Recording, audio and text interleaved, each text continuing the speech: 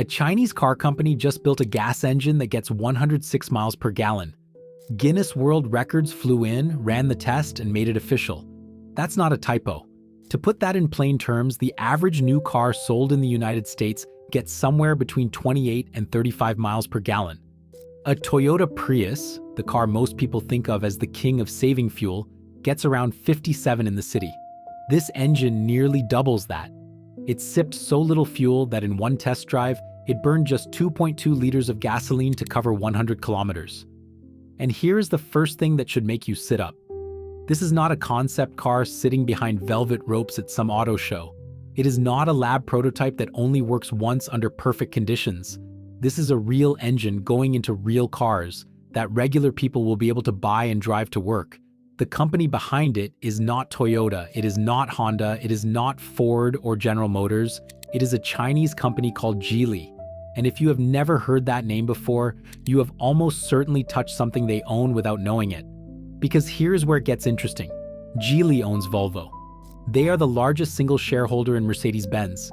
They own Lotus, the British sports car brand. They own Polestar, the company that just embarrassed the entire industry on fuel. Economy started as a factory making parts for refrigerators, run by a farmer's son who borrowed $3,000 to get going. By the end of this, you will understand why every automaker on Earth is now scrambling to figure out how they let this happen, and why the 106 mile per gallon number, as wild as it sounds, is not even the most important part of the story. Before we get into it, if you enjoy videos like this one, hit the like button right now. These take a serious amount of research and time to put together, and every like helps push this to more people who would want to see it. Subscribe if you want more stories about what China is quietly building while the rest of the world looks the other way. Now let's get into it. To understand how this happened, you have to understand the man who built the company. His name is Li Shufu. He was born in 1963 in a farming village in Zhejiang province in eastern China. His family grew crops. There was no money for engineering school. There was no family business to inherit. There was a boy who was very good with his hands and very stubborn about the idea that he was going to build something. In 1986, Li borrowed about $3,000 and opened a small factory.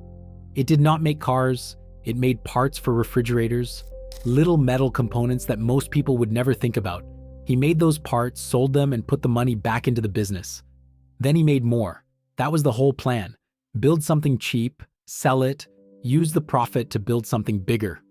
By 1994, he had moved into motorcycles. He was making scooters and small bikes, competing in a market packed with hundreds of other Chinese companies all doing the same thing.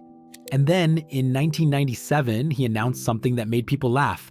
He said he was going to build cars. Think about that for a second. A man who started with refrigerator parts who never studied engineering in a university, standing up and saying he was going to build automobiles in a country that at the time had almost no private car industry to speak of. People in the business openly mocked him. He was told it was impossible. He was told building a car was nothing like building a scooter. In 2001, Geely became the first private Chinese company ever granted a license to build passenger cars in China. Up to that point, car making in China had been the job of big state-owned companies. Li Shufu had forced his way into a club that was not supposed to let people like him in. And here's the part that shows you the kind of person he is. In 2007, he wrote a letter to Ford. At the time, Ford owned Volvo, the Swedish car maker famous for safety and quality. Li told Ford he wanted to buy Volvo. Remember, this is a company that a few years earlier was making motorcycles. He chased that deal to the 2008 Detroit Auto Show, where he pushed to make it happen in person. In 2010, it did happen. Geely bought Volvo from Ford for $1.8 billion in cash. A Chinese company that most Americans had never heard of now owned one of the most respected car brands in Europe.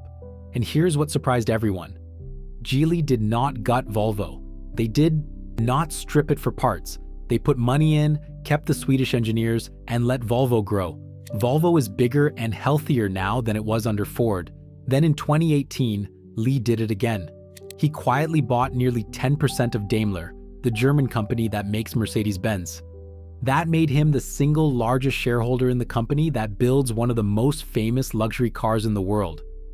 The farmer's son from Zhejiang now had a bigger stake in Mercedes than anyone else on the planet. So when this company tells you they built the most efficient engine ever made, you should not treat it as a bold claim from a small player. This is a company that has spent 40 years being underestimated and then proving everyone wrong. Now, to understand why this engine matters so much, we have to talk about the thing everybody assumed had already won: electric cars. Here is the story the whole industry has been telling for the last decade. Gasoline is dead. Hybrids are a temporary bridge, a stepping stone we use for a few years until batteries get good enough.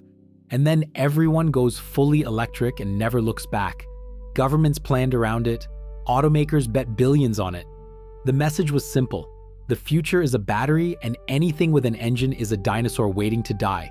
But here is where it gets uncomfortable. Electric cars have some real problems that never quite went away, and the people selling them do not love talking about them. Start with charging. Even with the fastest chargers available today, filling an EV battery to 80% takes somewhere between 20 and 40 minutes. Compare that to the 2 or 3 minutes it takes to fill a gas tank. If you are on a road trip with kids in the back, that difference is not small. It is the difference between a quick stop and a long wait in a parking lot staring at a screen. Then there is cold weather. When the temperature drops below freezing, an electric car can lose 30 to 40% of its advertised range. That means the car you were told could go 300 miles might only do 180 on a cold morning. For people in northern climates, that is a serious catch that shows up exactly when you least want it. Then there is the battery itself. If it fails or wears out after the warranty ends, replacing it can cost between $10,000 and $20,000, sometimes more. That is a repair bill that can be worth more than the used car it sits inside. Plenty of people have bought a cheap used EV only to find out the battery replacement costs more than they paid for the whole vehicle. And there is the part that touches the whole world, not just the driver. EV batteries need lithium, cobalt, and nickel. Getting those metals out of the ground means mining, and a lot of that mining is tied to serious environmental damage and human rights problems, especially the cobalt that comes from mines where the working conditions are grim. The clean car is not so clean when you follow the supply chain all the way back to the dirt. None of this means electric cars are bad. For a lot of people, in a lot of places, they are the right choice. But it does mean the story that pure EVs are the only possible future was always a bit too simple. And that gap, that space between the promise of electric and the reality of it, is exactly where Geely aimed. Because Geely looked at all of these problems and asked a different question. What if you did not have to choose? What if you could build a car that ran mostly on electricity for daily driving, but had a gas engine so efficient that when you did need it, you barely used any fuel at all? No range anxiety, no 40-minute charging stops, no dead battery in the cold, just a car that goes almost anywhere and sips fuel like it is trying not to spend it. That is a hybrid. But not the hybrids you know. To make this work, they had to solve a problem that has stumped engineers for over 100 years. And the answer comes down to 2 words: thermal efficiency. Let me explain what that actually means because it is the whole ballgame. When you burn gasoline in an engine, you are trying to turn the energy in that fuel into movement, into the car going forward. But engines are wasteful. Most of the energy in the fuel does not push the car at all. It escapes as heat. It goes out the exhaust pipe. It warms up the engine block. It gets thrown away. Thermal efficiency is the number that tells you how much of the fuel's energy actually becomes motion instead of wasted heat. Think of it like pouring a glass of water where half of it spills on the floor before it reaches the glass. The more you can get into the glass, the more efficient you are. Now, here are the numbers that matter. A typical car engine has a thermal efficiency of about 30 to 35%. That means for every gallon of gas you burn, only about a third of the energy actually moves your car. The rest is spilled on the floor as heat. This has been roughly true for decades. Ford, GM, and Stellantis engines mostly still sit below 35% today. Toyota, which has been the master of hybrids for 25 years, managed to push their best engine to around 41%. That was considered a huge achievement. Engineers celebrated it. It was the top of the mountain for a mass-produced engine. And to give you the ceiling, Formula One race car engines, the most extreme engines humans have ever built, With unlimited budgets and the best minds on the planet, get to about 50%. Those engines cost millions of dollars and are hand-built for the fastest cars in the world. Now here's the number Geely just posted. Their new engine, a 1.5-liter four-cylinder called the BHE-15, hit 48.4% thermal efficiency. Guinness World Records certified it as the highest ever recorded for a mass-produced engine. Sit with that for a moment. 48.4%. That is not a little better than Toyota's 41. That is a generational leap. It puts a mass production engine, the kind that goes into a car a normal family can buy, within striking distance of a Formula One race engine. The gap between the average car engine and this one is the difference between spilling most of your water and keeping almost all of it. They announced this technology, an intelligent hybrid system they call IHEV, at the Beijing Auto Show. And the engine is only half the machine. They paired that super efficient engine with a 308 horsepower electric motor and an AI system that decides moment by moment whether to use the engine, the motor, or both, and exactly how to squeeze the most distance out of every drop of fuel and every bit of charge. They put all of this into a car called the Geely Galaxy M8 Grand Sedan. And on a closed circuit in Hainan in southern China, that car returned 2.2 liters per 100 kilometers. That is the 106 miles per gallon number. That is where it came from. Let me make that real for you. A normal car has a gas tank around 15 gallons. At 106 miles per gallon, a 15-gallon tank would take you roughly 1,590 miles on a single fill. That is like driving from New York City to Miami and then continuing on for hundreds of miles past it, without stopping for gas once. Most people would have to fill up 3 or 4 times to make that trip in a normal car. Now, a fair objection, that number came from a closed circuit under controlled conditions, and real-world driving is always harder on fuel economy. That is true. You will not get 106 in stop-and-go traffic with the air conditioning blasting. But even if the real number lands well below the record figure, it is still far beyond anything a conventional car or a normal hybrid can do. The point is not the exact peak. The point is the size of the leap.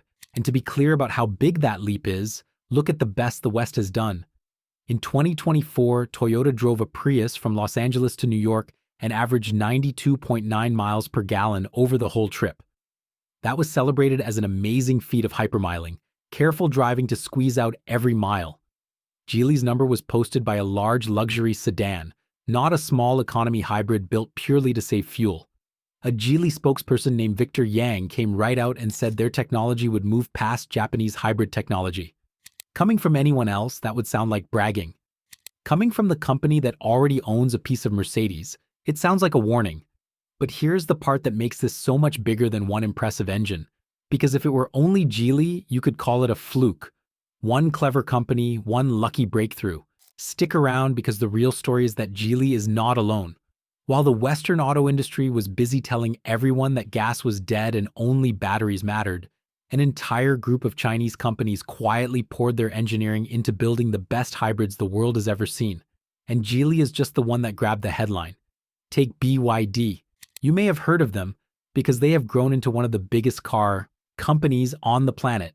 In 2024, BYD released their 5th-generation hybrid system. It reached 46.06% thermal efficiency, and it delivered a combined range, gas and electric together, of 2,100 kilometers. That is around 1,300 miles on a single fill-and charge, a car that can drive across most of a continent before it needs anything. Then there is Leap Motor, a smaller and younger company. Their sedan, the L7, hit 45% thermal efficiency. That is a company most people in the West have never heard of, posting numbers that beat Toyota's best. And it keeps going. Chang'an, SAIC, GAC, Chery, Great Wall. 5 more major Chinese automakers, all of whom released vehicles with combined ranges over 2,000 kilometers within about 18 months of each other. This is not one company getting lucky. This is an entire national industry that decided the hybrid was worth mastering and then went and mastered it, all at roughly the same time, while the rest of the world assumed the technology was already obsolete. Now compare that to where the legacy makers are. Ford, GM, and Stellantis, the companies that built the modern car industry, are mostly still sitting below 35% thermal efficiency on their engines. Toyota, the best of the traditional makers, is at 41. The gap between 35 and 48 is not a small tuning difference. You close with a software update. It is a generation of engineering. It is the kind of gap that takes years and billions of dollars to close, if you can close it at all. Here's where it gets uncomfortable for the West. The bet the whole industry made was that the engine was a dead end. So the smart money and the best engineers went into batteries. Meanwhile, a group of companies decided the engine was not finished, that there was still a huge amount of untapped efficiency hiding inside it. And they were right. The people who were told they were working on yesterday's technology just built something tomorrow's technology cannot match on cost or convenience. And you might be thinking, that is a problem for China's roads, not mine. This is where the story reaches all the way back to you, wherever you are sitting. Because Geely does not keep its technology locked inside China. Remember who they own. Volvo, Polestar, Lotus, they have a big stake in Mercedes-Benz. When Geely develops an engine this good, that technology has a direct path into brands that sell cars in America, in Europe, everywhere. The Volvo in your neighbor's driveway and the Geely engine braking records are not as far apart as they look. There is more. Geely runs an engine business called Horse Powertrain, a partnership set up to build and license engine technology to other car makers. That means even companies that do not own any part of Geely can pay to put this kind of technology in their cars. And Geely already builds smart cars in a joint venture with Mercedes-Benz. The technology is designed to spread. It is built to end up under hoods with badges you already trust. So the 106 mile per gallon engine is not some distant curiosity happening on the other side of the world. It is a preview of what is coming to a dealership near you, whether it arrives wearing a Chinese badge or a Swedish one or a German one. Now let me bring this back to you, the person who actually has to decide what to drive, because the practical lesson here is worth more than any single spec. For years, the choice was framed as gas versus electric, old versus new, and a lot of people felt stuck. They liked the idea of using less fuel and polluting less, but they could not deal with 40-minute charging stops or losing a third of their range every winter, or the fear of a $15,000 battery bill down the road, so they kept buying gas cars and felt a little guilty about it. What Geely and these other Chinese companies have shown is that there is a third path, and it may be the most practical one for most people right now. A car you never have to plug in if you do not want to, that fills up in 3 minutes at any gas station, that does not care how cold it is outside, and that still uses so little fuel that you might fill the tank once a month. No range anxiety, no lifestyle change, no new set of worries. You just drive it like a normal car, and it barely drinks anything. The idea that hybrids are only a temporary bridge, a thing you tolerate until the batteries get good, is the idea that just got broken. What if the hybrid was never the bridge? What if it was the destination for a huge number of drivers all along, and it just needed an engine good enough to prove it? So here's the concrete way to think about your next car. When you go shopping, look past the badge and ask one question: how efficient is the engine really? Ask what the combined range is, gas and electric together. Compare the fuel economy number honestly against what you would actually pay to run an EV in your climate, in your winters, on your kind of driving. The best answer for you might not be the pure electric car the ads keep pushing. It might be a hybrid that just quietly does the job without asking you to change your whole life. And pay attention to who built the technology inside it. Because more and more, the engine doing the heavy lifting in a Western car will trace back to a lab in China, no matter what name is on the trunk. Let me leave you with the full shape of what happened here. A farmer's son from a village in Zhejiang, a man who was laughed at for saying he could build a car, who started with $3,000 in a factory that made refrigerator parts, just produced the most efficient engine the mass production world has ever seen. Guinness has the record on file. The number is 48.4% thermal efficiency. The result is 106 miles per gallon.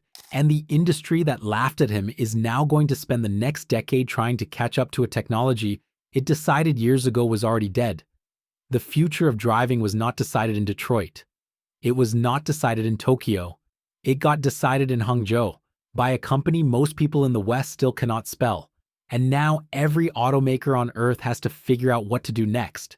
If this gave you something new to think about, hit the like button and subscribe so you don't miss what's coming next out of China. Turn on notifications too, because the next story makes this engine look small. Now I want to hear from you. If a hybrid could get you 106 miles per gallon and never needed to be plugged in, would that change your mind about going fully electric? Or would you still want a pure EV? Drop your answer in the comments below. I read every single one.